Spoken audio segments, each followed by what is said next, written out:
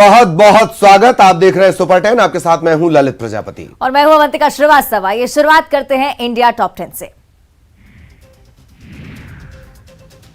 दुनिया में कोरोना से फिर हाहाकार। भारत में नए वेरिएंट के मिले 4 मरीज। केंद्र सरकार अलर्ट। सीएम भूपेश बघेल का बयान, चीन से आने वाली उड़ानों पर लगाएं रोक।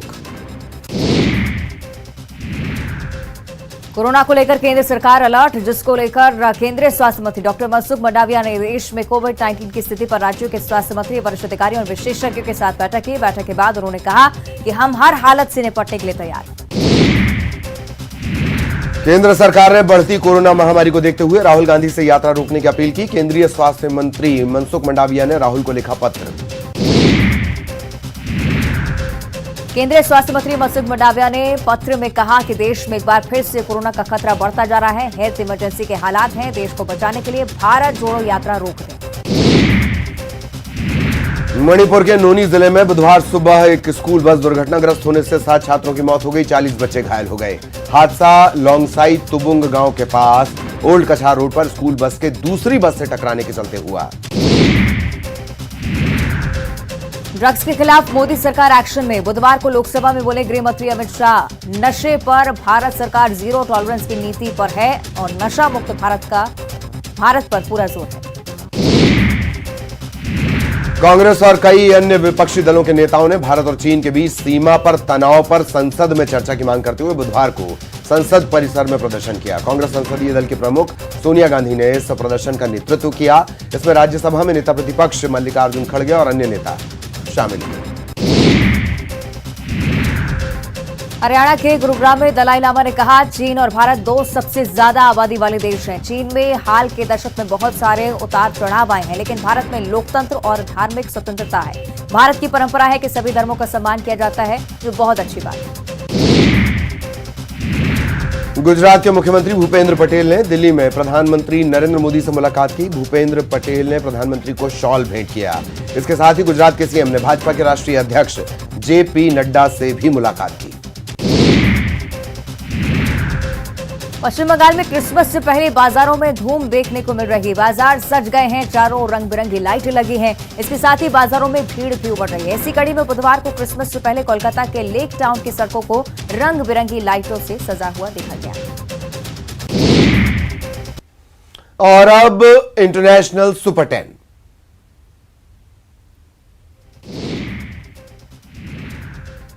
ब्रिटिश औपनिवेशक काल में लगभग 120 साल पहले नाइजीरिया से लूटकर यूरोपीय देशों में लाई गई 22 कलाकृतियों को जर्मन सरकार ने वापस कर दिया। जर्मन विदेश मामलों की मंत्री एलानेला बेयरबॉक ने अपनी नाइजीरियाई समकक्ष जेफरी ओनेमा को 22 लूटी गई कलाकृतियों सौंपी। अमेरिका में बाइडेन प्रशासन ने सुप्रीम कोर्ट में अपील दायर कर अनुरोध किया है कि वो शीर्षक 42 नीति को समाप्त करने की रिपब्लिकन मांग को अस्वीकार करें, जो अमेरिका की दक्षिण सीमा पर प्रवासियों के निर्वासन को अधिकृत करती है। अमेरिकी न्याय विभाग ने एक अदालती दस्तावेज में कहा कि सरकार का मानना है कि शीर्षक 42 नीति की समाप्ति से व्यवधान और गैर कानूनी रूप से सीमा पार करने के मामले में वृद्धि होगी। युद्ध के बीच रूस अपनी ताकत बढ़ाने में लगा हुआ है और वो सैनिकों को यूक्रेन भेजने की तैयारी कर रहा है। इसका ऐलान रूस के रक्षा मंत्री ने किया है। उन्होंने कहा है कि सैनिकों की संख्या को यूक्रेन में 10 लाख से बढ़ाकर 15 लाख किया जाएगा।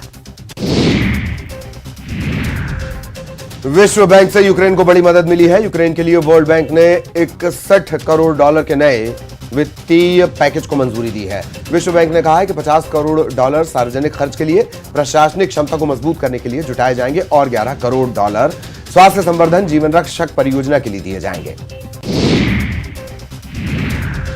यूक्रेन के राष्ट्रपति ज़ेलेंस्की ने यूक्रेन के पूर्वी दोनेत्स्क क्षेत्र में बखमुत में सीमावर्ती शहर का दौरा किया। राष्ट्रपति की प्रेस सेवा ने ये जानकारी दी है। ज़ेलेंस्की ने सीमावर्ती क्षेत्र पर युद्ध परिचालन की स्थिति पर कमांडर की रिपोर्ट को गौर से सुना और लड़ाई के दौरान अदम्य साहस, सीमा पर मजबूती से डटे रहने और शक्ति के लिए यूक्रेनी सेना की सराहना की, धन्यवाद दिया।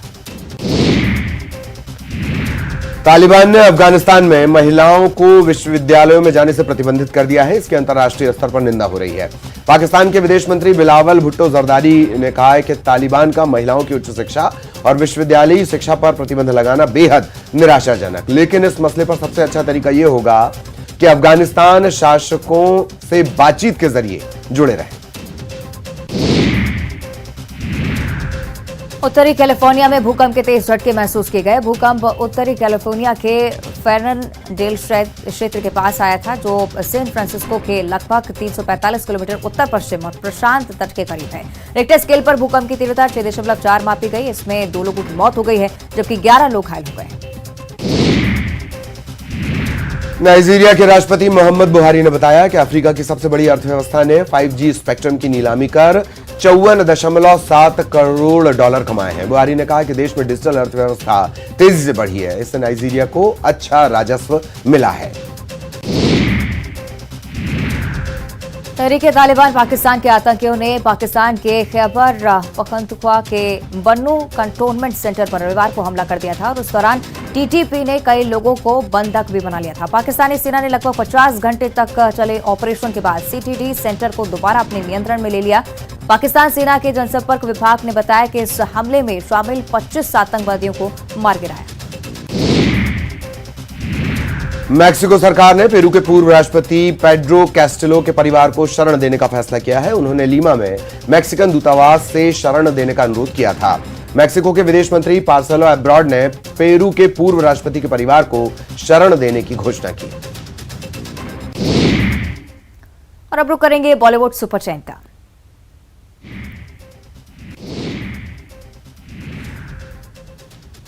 मां अमृता संग छुट्टियां बिताने लंदन पहुंची सारा अली। मां अमृता संग छुट्टियां बिताने लंदन पहुंची सारा अली खान। स्विमिंग पूल में किया जमकर एंजॉय। यूके में मना रही हैं विंटर वेकेशन।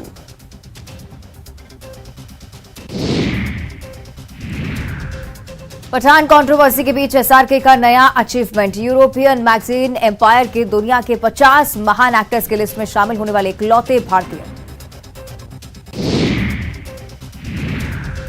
दी आर्चीज की रैप पार्टी में दिखी सुहाना खान। रेड ड्रेस में भी लगी ग्लैमरस। खुशी कपूर भी आई नजर।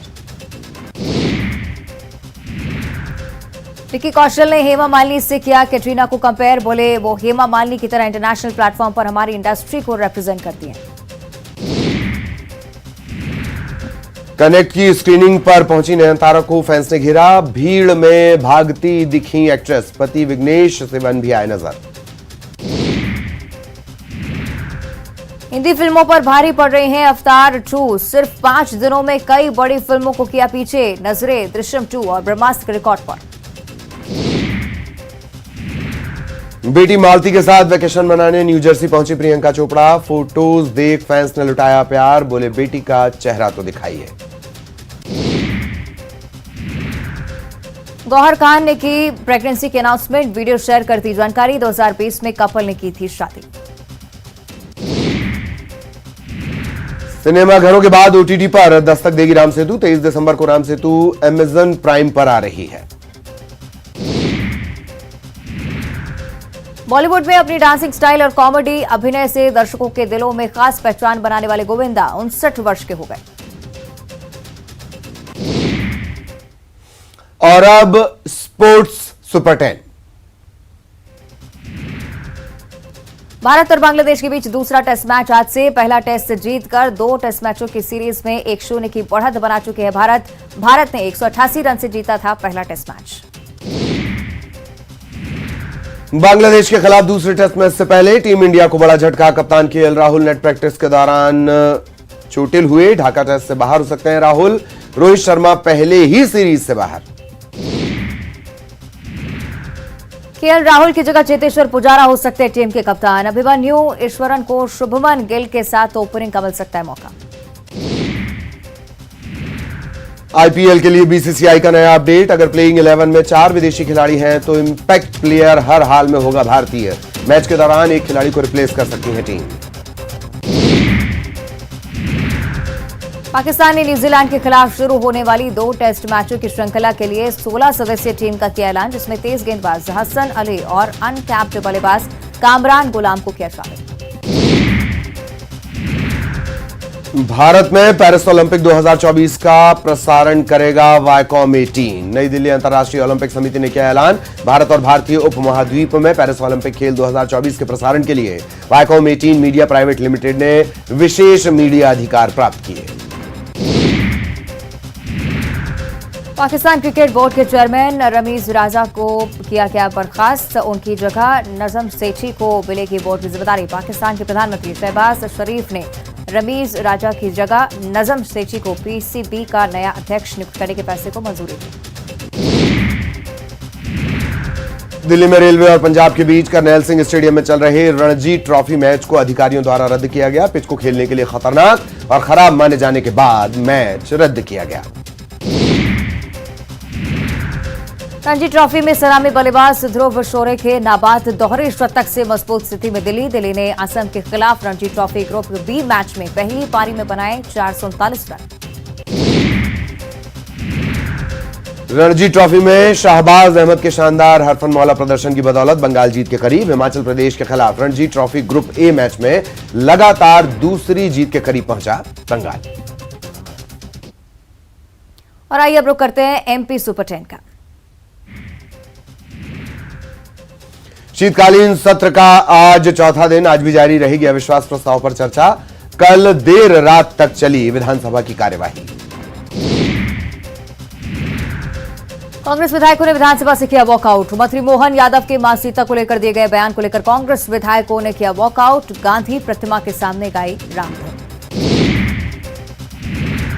एमपी में आज भी बाधित रहेंगी स्वास्थ्य सेवाएं। स्वास्थ्य विभाग से अब तक नहीं बातचीत का दौर। नियमितीकरण की मांग को लेकर संविदा स्वास्थ्य कर्मचारी लगातार कर रहे हैं प्रदर्शन। अपने साथी कर्मचारियों की बहाली की भी है मांग। विधानसभा के शीतकालीन सत्र के तीसरे दिन अविश्वास प्रस्ताव पर चर्चा के दौरान हुआ जमकर हंगामा। कर्ज माफी के मुद्दे पर भी तीखी नोकझोंक। बाला बच्चन ने कहा कृषि मंत्री होश में नहीं है। उनके ही विभाग ने जवाब दिया 27 लाख किसानों का 11,000 करोड़ का कर्ज माफ हुआ। सर्द हवाओं के चलते एमपी में मौसम के तेवर सर्द। अगले 48 घंटे में और बढ़ेगी ठंड। भोपाल में रात का तापमान 10 डिग्री सेल्सियस के करीब। सीहोर में 4 साल की बच्ची निकली नर्मदा परिक्रमा पर। महाराष्ट्र से 12 अक्टूबर को शुरू हुई परिक्रमा। परिजनों के साथ अब तक 100 किलोमीटर की यात्रा। सदन में राम को लेकर सियासत। रामेश्वर शर्मा बोले राम की रक्षा के लिए कर रहे काम। विजय लक्ष्मी साधो ने किया पलटवार। धर्म का ठेका बीजेपी ने नहीं लिया। आरएसएस में महिलाओं का अपमान करने वाले न करें धर्म की बात। हंगामे के बीच गूंजा जय श्री राम का नारा। विदिशा में पीसीसी चीफ कमलनाथ अविश्वास प्रस्ताव में शामिल नहीं होने को लेकर कहा विधानसभा में विश्वास प्रस्ताव था लेकिन 3 हफ्ते पहले कहा था सिरौं जाऊंगा। मैं वचन का पक्का हूं। मैं अपना वचन नहीं तोड़ सकता इसलिए यहां आया हूं।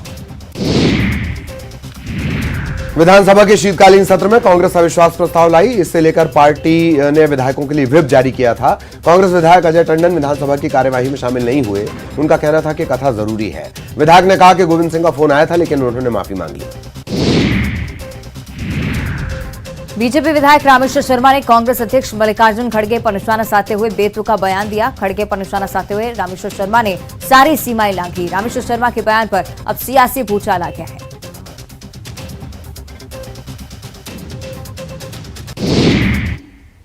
और अब छत्तीसगढ़ सुपर 10। अंबिकापुर में 25 दिसंबर तक पानी की सप्लाई रहेगी बाधित। शहर की 16 टंकियों से पानी की नहीं होगी सप्लाई। 4 दिनों तक होगी पाइपलाइन सफाई।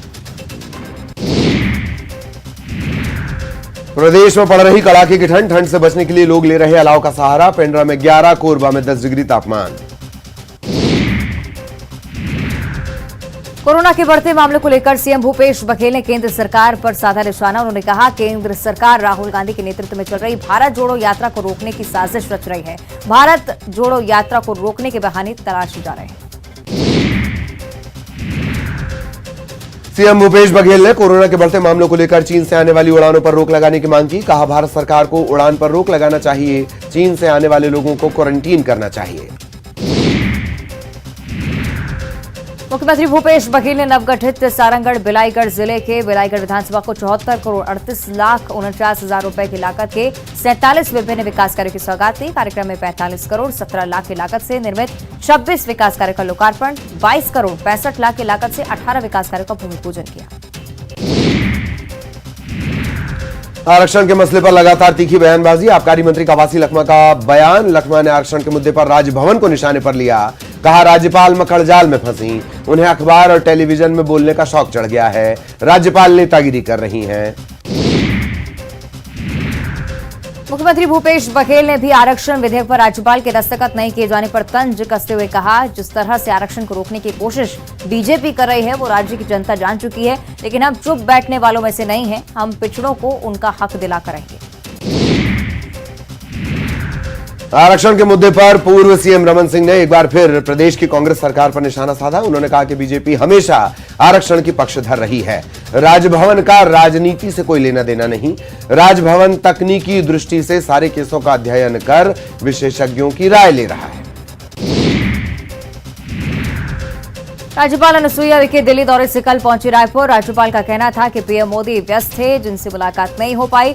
राष्ट्रपति, उपराष्ट्रपति और गृह मंत्री से हुई मुलाकात। प्रदेश की गतिविधियों को लेकर दिल्ली में हुई चर्चा। रायगढ़ में न्यूज 18 की खबर का बड़ा असर। जिला पंचायत सीईओ ने गांव में किया निरीक्षण। घरघोड़ा के पीएचए अधिकारी समेत 2 को कारण बताओ नोटिस जारी। सीईओ ने कहा, जल्द सुधरेगी पानी की समस्या। न्यूज 18 ने प्रमुखता से दिखाई थी पानी में फ्लोराइड की खबर।